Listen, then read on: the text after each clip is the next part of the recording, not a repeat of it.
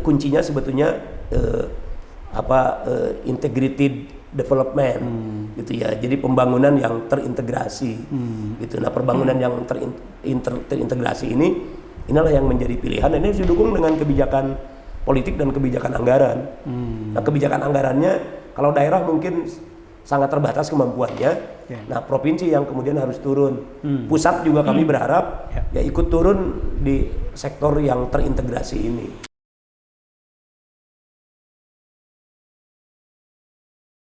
Selamat datang di Ngopi Bareng Hilmi Pramudya Podcast. Teman ngopi saya kali ini yaitu Ketua Komisi 4 DPRD Provinsi Jawa Barat, Kang Haji Tetep Abdul Latif.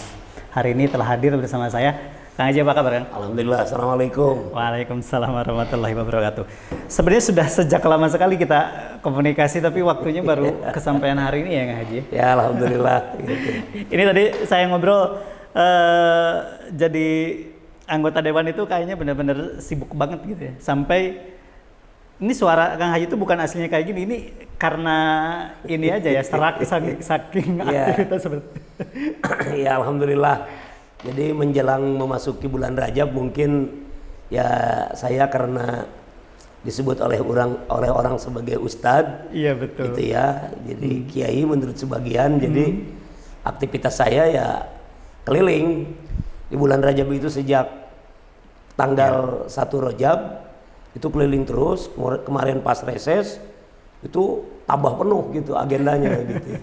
Tiap malam saya ada acara pengajian gitu ya, tabligh, kadang-kadang tabligh akbar gitu. Jadi kalau seharian di pesantren juga ngajar, di masjid kita ngajar juga gitu ya. Kemudian kegiatan reses, silaturahim gitu. Kemudian malamnya pengajian, itu rata-rata pengajian di daerah itu kan sampai malam, Kang. Iya, benar. Kang Hilmi, kita Ustadz pada Isya, tapi ternyata saya kebagiannya jam 10 malam. Kita kan nunggunya lumayan tuh. Pulang ke rumah lewat jam 1, kadang-kadang subuh kalau dari selatan. Itu udah harus bangun lagi, udah berangkat lagi. Harus bangun lagi itu. Kang Haji gini, kalau selama 24 jam itu aktivitas itu dimulai jam berapa? Rata-rata harian itu selesai jam berapa sih? Ya, saya sih berangkat dari rumah kadang-kadang keluar itu seringnya subuh. Jadi ada yang unik. Kalau orang mau nemuin saya, itu biasanya subuh. Iya. Gitu. Karena subuh itu alhamdulillah tidak pernah kesiangan. Gitu. Jadi begitu saya jadi imam sholat, assalamualaikum. Itu di belakang sudah ada wajah yang tidak kenal. Dan pasti nanti ikut ke rumah. Iya, itu ikut ke rumah, itu namu gitu. Jadi orang sudah tahu kalau namu ke saya pada subuh atau paling siang jam 6. Kang, ini kan dengan kesibukannya ya perjalanan jadi anggota dewan kan berproses. Sekarang berarti udah berapa tahun, Kang, yang dari sampai ke provinsi ini? Saya berapa periode berarti? Saya sebetulnya di provinsi periode ketiga. Periode ketiga. Ya, dari 2009. Dari 2009. 2009 2014, 2014 2019, sekarang 2019 sampai sekarang. Gitu ya, mudah-mudahan ada umur panjang sampai 2024. Oke. Kabarnya 2024 dicalonkan lagi begitu gitu. Sebelumnya di kabupaten. Di kabupaten itu 1 periode setengah. Karena saya mulainya pas pemekaran kabupaten dan kota Tasik. Oh iya, 2021. Jadi Maret 2002. Maret 2002 saya masuk di kabupaten. Karena ketika itu Partai Keadilan itu dapat 1 kursi di kabupaten, kemudian dimekarkan, kota dapat 1 juga jatahnya Partai Keadilan.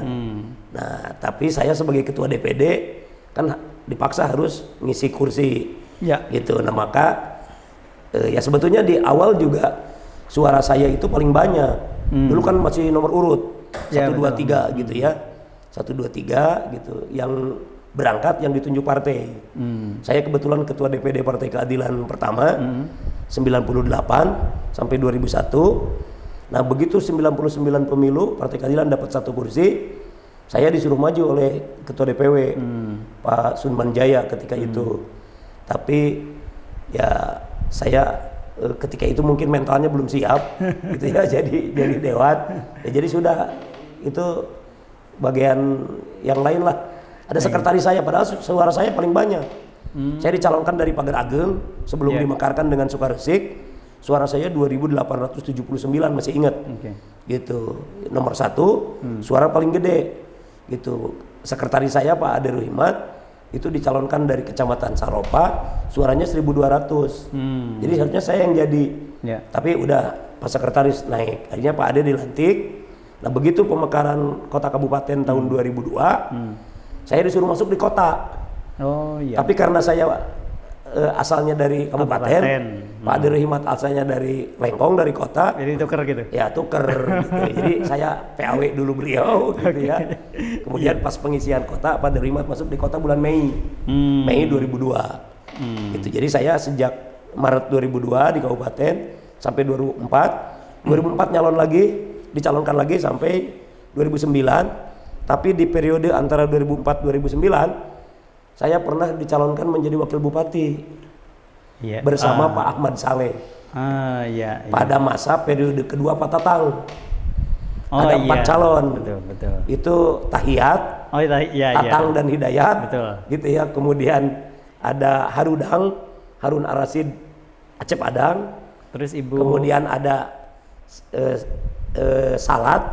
Saleh Tetep Abdul Latif atau Sate gitu ya, Saleh Tetep. Gitu. Nah, kemudian ada Herkis Hermawan Kiswaya oleh PDIP.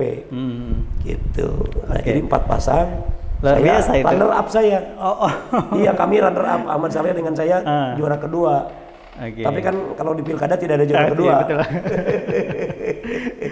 Tapi nggak ada rencana ke DPR RI kan 2024 atau? Ya kan kalau di PKS ditunjuk ya. Udah di sana lah. Gitu. Kalau sudah ditunjuk kita sami nawa atau begitu. Betul ya. Dan ini perjalanan yang luar biasa. Tapi berarti apa Kang? Kang Haji memanai profesi sebagai anggota dewan itu apa kira-kira? Ya, jadi bagi saya secara pribadi gitu, aktif di politik itu, kiprah di politik itu adalah ibadah. Gitu. Kita bukan ingin cari popularitas, kita juga bukan ingin cari dunia, gitu ya. Tapi sebetulnya kita ibadah, gitu ya. Dan ibadah yang paling mulia itu pengabdian untuk bangsa dan rakyat dan umat. Sesuai dengan cita-cita kemerdekaan negeri ini, melindungi segenap bangsa Indonesia dan seluruh tumpah darah Indonesia, memajukan kesejahteraan umum, mencerdaskan kehidupan bangsa, dan ikut melaksanakan ketertiban dunia yang berdasarkan kemerdekaan, perdamaian abadi dan keadilan sosial. Itu cita-cita negara kita, gitu. Dan pengabdian di sektor itu, gitu, itu dalam persepsi saya itulah sebuah kemuliaan, sebuah penghormatan dari Allah Subhanahu Wa Taala ketika saya diberikan amanah itu, gitu. Maka kita berusaha untuk fokus. Kita berusaha untuk serius melakukan pelayanan terhadap masyarakat. Jadi anggota dewan itu kan memang tidak bisa dilepaskan dari aktivitas masyarakat itu, kayak misalkan silaturahmi. Ya, betul. Gitu ya. Betul. Bahkan bagi saya mungkin ya sepanjang mampu kita datang silaturahim. Mau ada yang kita bawa, mau tidak ada yang kita bawa, yang penting kita datang ketemu. Iya, betul. Itu bahkan kalau perlu hanya say hello lewat HP saja, itu harus dilakukan. Nah, ini ada pertanyaan, tips bisa konsisten gitu, karena kan untuk mempertahankan bisa duduk di kontennya tidak mudah loh Kang Haji. Apa kira-kira tips yang Kang Haji lakukan sendiri? Tipsnya itu yang pertama adalah dukungan dari kader dan struktur PKS. Jadi dukungan dari kader dan struktur PKS, karena kita membangun komunikasi efektif dan kedekatan serta pertemanan dengan kader dan struktur PKS. Kita berusaha untuk hadir di forum-forum struktur, forum-forum kader, membersamai mereka dalam aktivitas-aktivitas mereka, baik saat bahagia, momen bahagia maupun momen derita, momen sedih. Ketika ada yang meninggal kita hadir, ketika ada yang nikahan ya kita hadir. Jadi di momen bahagia dan momen duka itu harus ada gitu, membersamai mereka. Gitu. Jadi itu kuncinya. Bahkan saya punya strategi kalau saya itu sudah meniatkan gitu. Jadi saya sebelum tidur, saya tidak tidur dulu kecuali saya sudah membuka seluruh SMS dan WA dan saya menjawabnya satu persatu. Satu persatu saya jawab. Luar biasa. Gitu. Nah kalau tidak sempat, udah sangat lelah karena pulang jam 1 malam misalnya gitu, ya tidur, pagi-pagi sebelum berangkat kantor saya jawab semua SMS yang malam tidak sempat dijawab. Ada pertanyaan yang sederhana lagi. Ada berapa kira-kira kalau sehari gitu WA yang masuk yang ya dari... kayaknya sulit dihitung sih gitu ya. Tapi permintaannya macam-macam memang. Dari mulai yang memberikan masukan, yang meminta jadwal gitu ya, yang meminta bantuan gitu ya, sampai kepada yang marah. Oh, ada juga yang marah-marah. Ayo nyarekan ge. Komplain. Komplain, yang memarahi juga ada. Orang tidak semua senang dengan saya. Apa Haji yang biasa dikomplain ya, itu? Tapi ketika ada yang memberikan masukan, saya sampaikan jazakumullahu khairan. Terima kasih masukannya. Itu kan mudah-mudahan ini menjadi perbaikan bagi saya dan bagi kami PKS. Itu kan kalau ada yang permintaan, ya insya Allah siap kita wadahi, kita advokasi, tetapi tolong prosedur dan mekanismenya ditempuh. Karena kan bantuan dari pemerintah itu ada prosedur dan mekanismenya.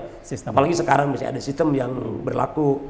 Kalau di provinsi misalnya ada SIPD, itu kita sampaikan, kita edukasi masyarakat. Begini caranya SIPD, itu kan begini. Ini persyaratan ini yang harus ada, yang harus dipenuhi.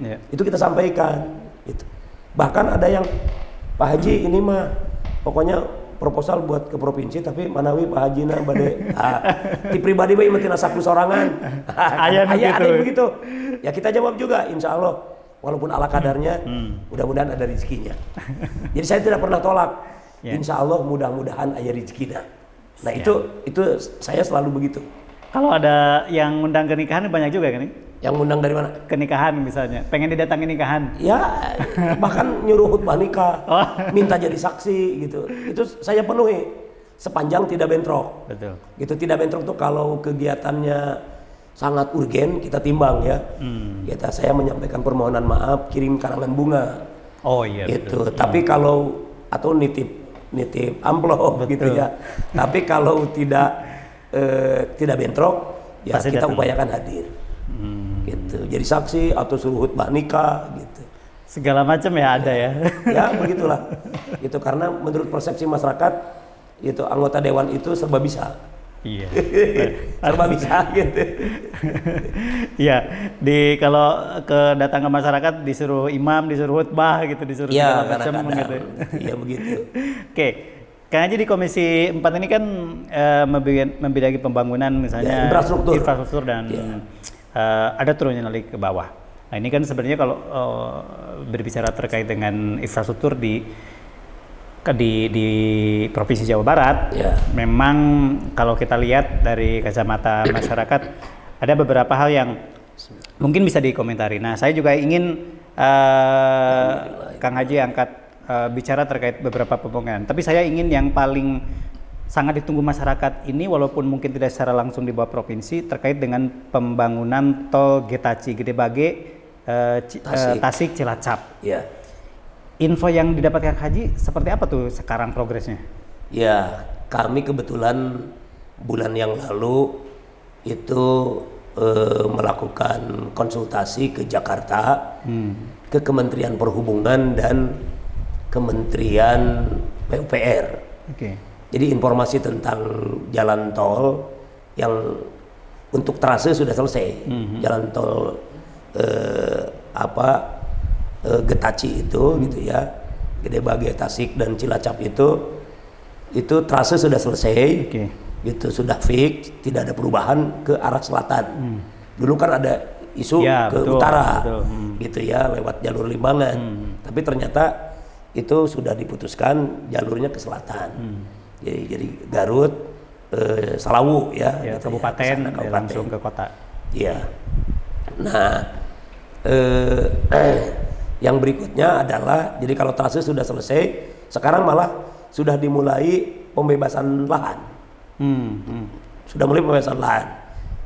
Nah, hanya kemarin ada informasi memang kontraktornya konsorsiumnya sempat bubar gitu ya. Ya mundur lah gitu. Betul. Ya. Mundur. Berarti nanti mungkin akan ada penyesuaian waktu. Ya, penyesuaian waktu, ada perubahan berarti gitu. Tapi kalau dari aspek konstruksi dan sebagainya perencanaannya sudah selesai, tinggal mungkin bagaimana ketersediaan anggaran dari pusat. Oke. Ya, karena memang kalau saya lihat kemarin tuh masyarakat di Kabupaten Tasikmalaya itu kalau kita bikin konten atau berita tentang Getache ini, wah antusiasnya karena menunggu-nunggu. Bahkan ini Kang Haji yang jadi permasalahan adalah sudah banyak makelar-makelar tanah yang berkeliaran. Itu yang kita soroti sesungguhnya. Jadi permasalahan yang agak rumit itu di kita biasanya adalah itu ya? Terkait dengan pembebasan tanah, pembebasan lahan. Yap. Karena sampai sekarang yang proyek Cisumdawu saja, Cileunyi Sumedang Dawuan, itu kan baru selesai di fase 1, 2, 3 sampai Cimalaka. Fase 4, fase 5-nya itu baru dikerjakan sebagian-sebagian karena masih ada sekitar 16-20% lahannya secara terpisah gitu kan. Yang tidak satu blok, tapi terpisah-pisah gitu. Itu belum bisa dibebaskan. Nah, sementara yang sekarang sedang dikerjakan dari fase 6 dari Kertajati. Itu sudah selesai kalau itu sedang dikerjakan. Nah, tapi fase 4, fase 5-nya belum. Salah satu kendalanya pembebasan lahan. Nah, ini masalah di kita. Jadi kalau kemudian misalnya ada tadi yang main-main terkait dengan itu ya, ada banyak spekulan. Gitu ya. Banyak spekulan terkait dengan pembebasan dana, pembebasan lahan. Ya itulah itu karakter masyarakat kita lah gitu, yang ini harus terus diedukasi. Dan ini tanggung jawab pemerintah untuk mengedukasi. Jadi jangan sampai kemudian proyek-proyek besar milik pemerintah terhambat hanya karena hal-hal teknis seperti itu, yang seharusnya itu tidak jadi hambatan. Dan itu biasanya udah jadi masalah klasik dan sudah berulang ya Kak, ketika ada kegiatan infrastruktur jalan yang melibatkan. Itu beberapa testimoni memang ada seperti itu Kang Haji. Jadi di daerah Cigalontang segala macam memang sampai ada yang terlibat oknum aparat desa dan segala macam untuk saya bilang ini udah jadi semacam penyakit lah, karena memang tidak bisa dilepaskan gitu hal itu. Ini harus melalui proses edukasi gitu ya oleh seluruh komponen pemangku kepentingan tanpa kecuali bahwa proyek ini adalah proyek kerakyatan, proyek kebangsaan, proyek kemanusiaan, proyek kemasyarakatan yang nilai manfaatnya bukan hanya dirasakan oleh segelintir orang, tapi akan dirasakan oleh jauh lebih besar lagi masyarakat dan rakyat yang akan merasakan.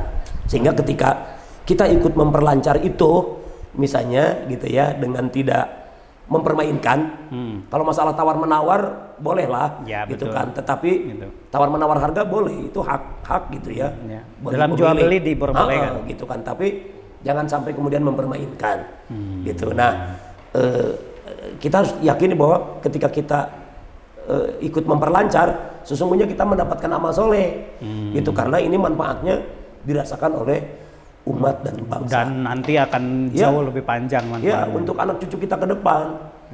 Kan kita kebayang ya, kalau lancar itu tol, kita ke Bandung bisa 1,5 jam dari sini gitu.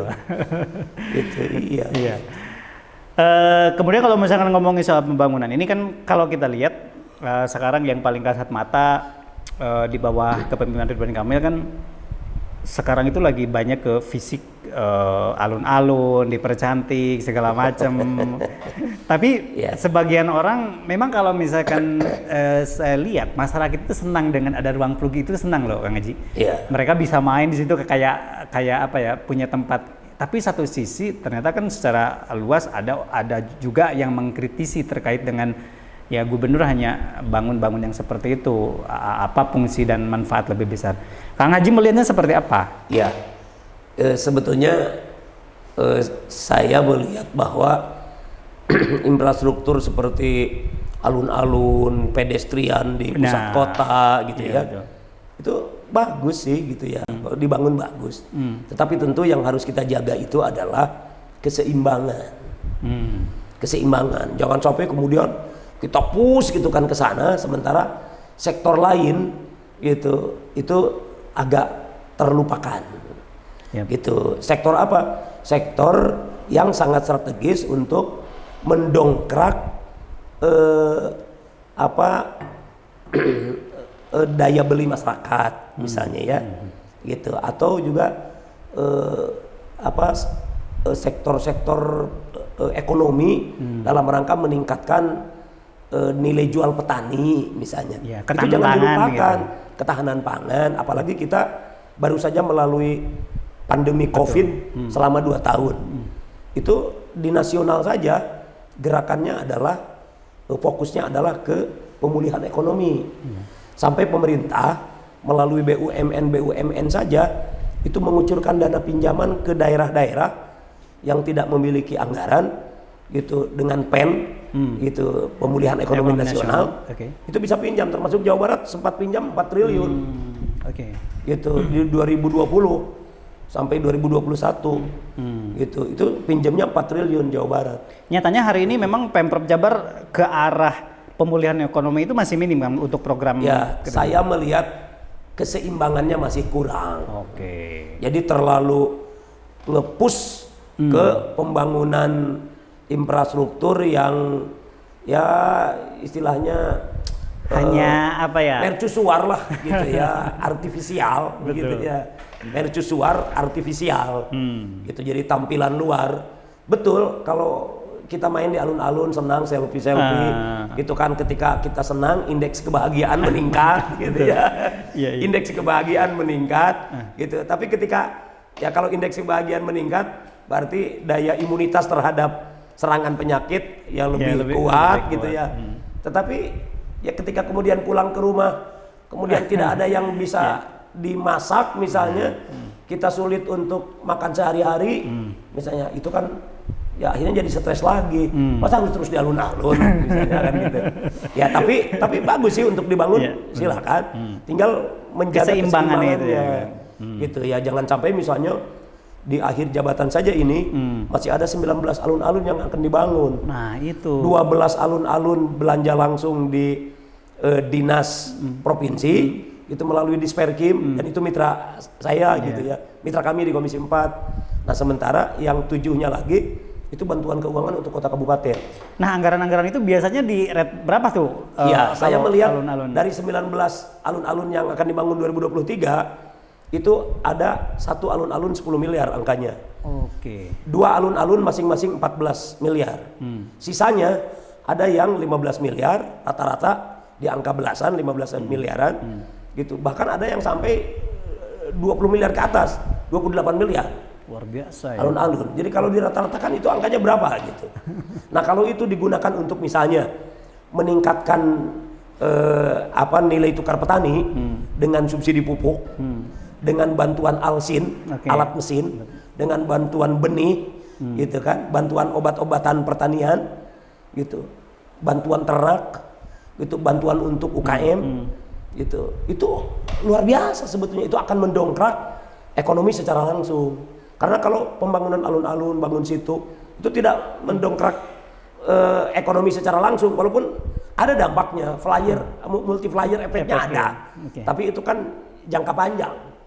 Tapi yang sebenarnya di program RK itu yang cukup familiar, walaupun pada akhirnya dikritik juga, kalau di bidang pangan itu terkait dengan petani milenial itu, Kang Haji. Iya.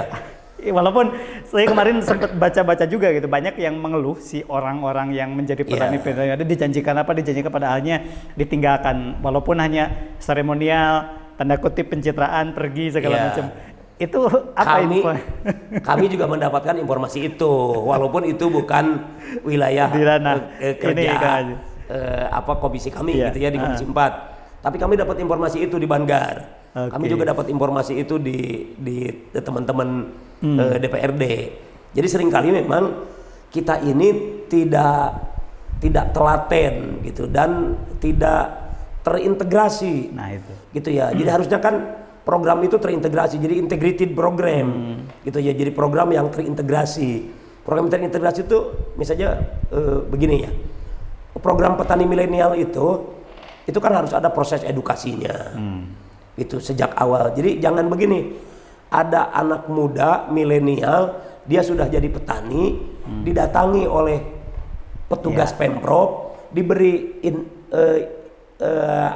bantuan, stimulan, diberi stimulan, kemudian diaku inilah binaan Pemprov. Ini kan kurang edukatif, gitu ya, kurang edukatif. Harusnya disiapkan sejak awal, kemudian diedukasi sejak awal. Itu dibimbing melalui para penyuluh ya tenaga harian lepas gitu, itu tenaga harian lepas yang ya THL, tenaga harian lapangan itu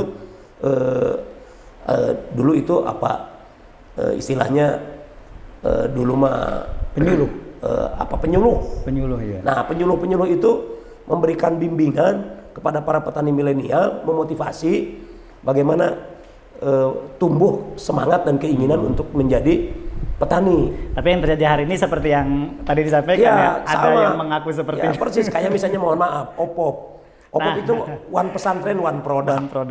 One pesantren one product itu yang kita lihat memang ya sebagian, ada sih yang murni, tapi sedikit.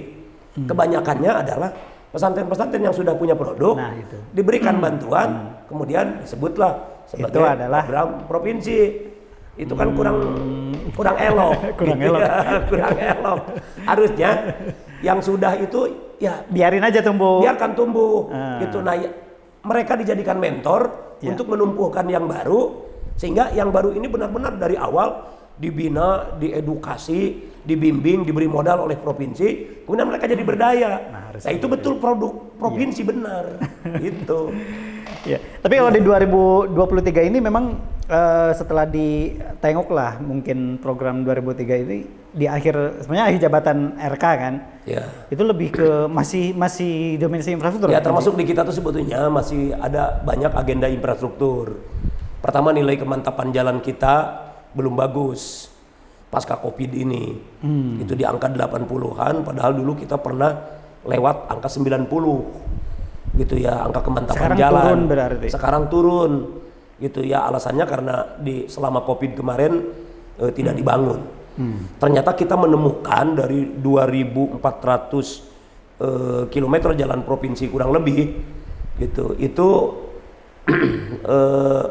ada jalan-jalan yang umur konstruksinya akan berakhir di 2023 dan 2024. Berarti dia tidak bisa dengan program pemeliharaan. Harus dibangun ulang. Harus rekonstruksi itu. Harus dibongkar, dibangun baru. Karena umur konstruksinya habis. Nah, kan itu ada umur konstruksi. Edukasi nih masyarakat sebagian. Baik jalan maupun jembatan itu ada umur konstruksinya. Iya. Nah, bahkan ada 250 jembatan itu umur konstruksinya akan berakhir di 2023 sampai 2024. Wah, anggarannya juga berapa tuh ya? Besar anggarannya, ratusan triliun. Tidak bisa diselesaikan oleh provinsi. Gitu, harus juga ada campur tangan dari pusat, karena ada yang dulu dibangunnya zaman 30 tahun yang lalu gitu kan.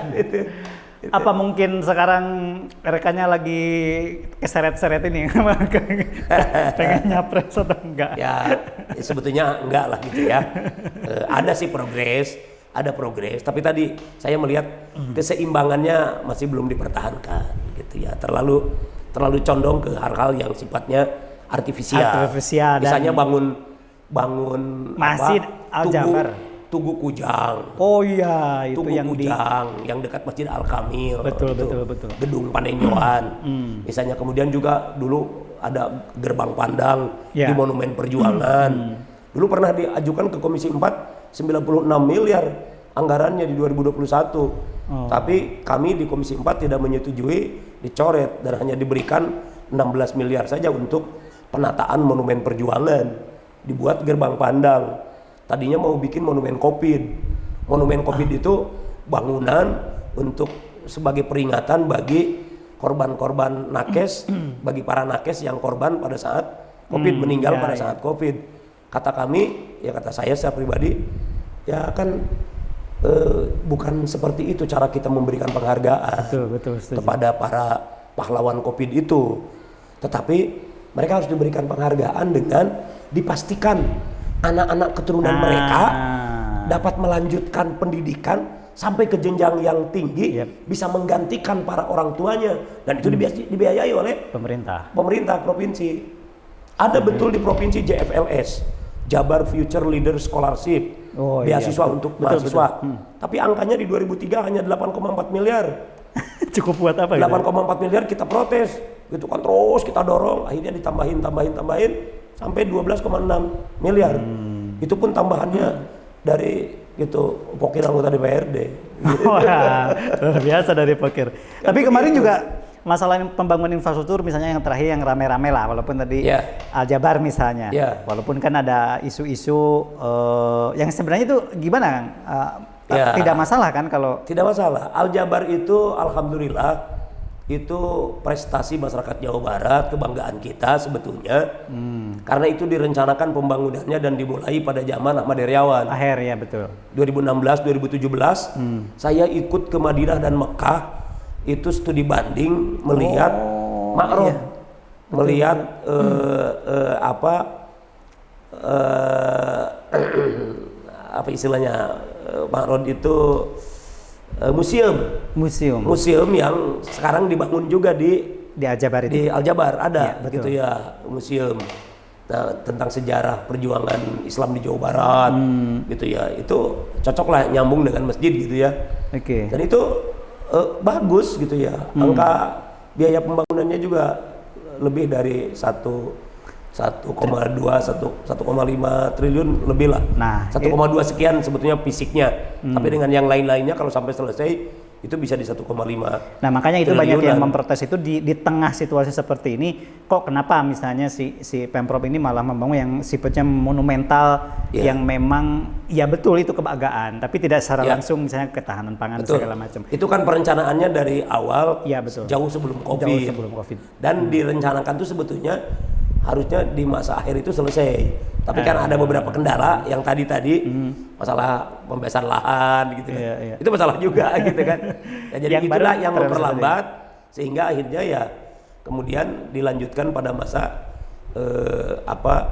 rindu gitu ya, Ridwan UU gitu ya. Nah, pada masa rindu ini dilanjutkan, tapi begitu awal 19 dilantik, 21 sudah COVID. Gitu ya. Jadi akhirnya ya selesai baru kemarin, karena harus diselesaikan itu karena sudah masuk dalam Perda multi years. Gitu. Jadi termasuk program pembangunan yang masuk dalam Perda multi years. Gitu. Jadi dibangun secara bertahap dalam beberapa tahun gitu. Tapi kalau misalkan soal anggaran yang sama kontraktor itu sebenarnya nggak ada masalah ya, hanya dari provinsi itu tidak ada masalah. Jadi provinsi ke kontraktor itu sudah selesai. Ke subnya ini? Ya, masalah dari kontraktor ke subkon yang mengerjakan salah satu programnya, ya itu kemudian misalnya ada hambatan, itu kan bukan tanggung jawab Pemprov. Walaupun Pemprov tentu ya harus memberikan nota peringatan gitu ya kepada kontraktornya agar ya tidak terjadi seperti itu, karena ujung-ujungnya kan akan mencitrakan buruk Pemprov juga gitu. Dan itu sudah dilakukan oleh pihak Pemprov gitu. Oke, dan yang luar biasa juga saya kabar untuk operasionalnya nih Kang Iji. Operasional Aljabar itu operasionalnya mahal memang. Berapa gitu sih ya. itu? Itu kisarannya di angka 40 miliaran 1 tahun gitu ya. Listrik, segala macam, listrik dan sebagainya, karena itu sangat luas, banyak yang dipekerjakannya. Teknologinya juga kayaknya gitu. Iya, banyak yang dipekerjakannya gitu. Pasti banyak pengeluarannya gitu. Ya logis, sebetulnya angka segitu logis. Cuma masalahnya ya ya kita hari ini yang harus pandai-pandai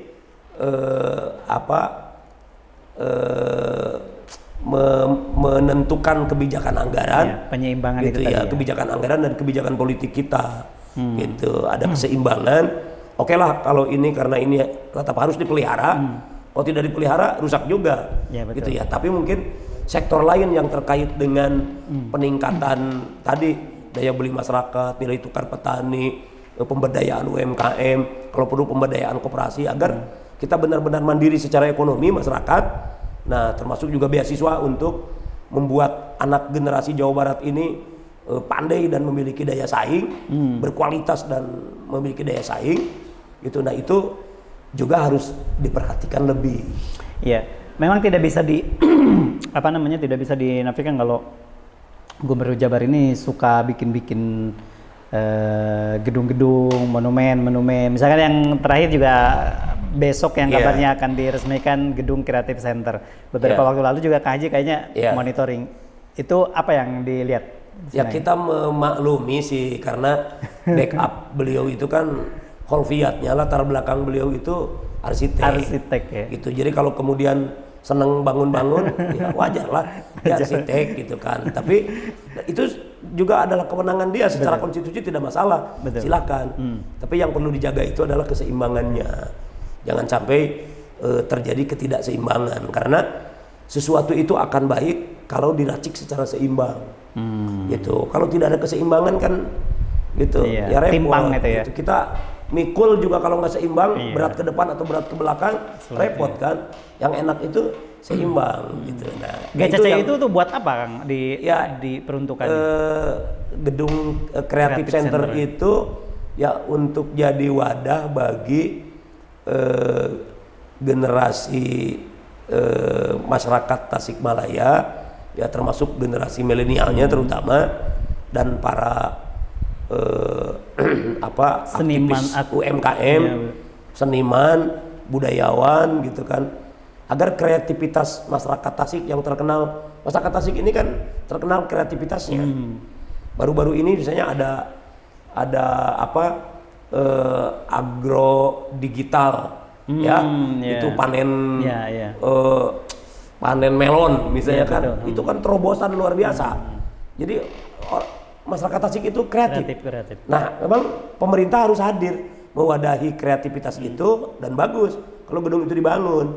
Nah, tinggal nanti pemanfaatannya harus benar.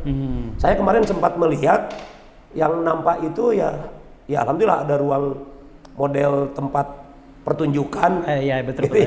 Model tempat pertunjukan kayak di bioskop. 91 misalnya gitu ya.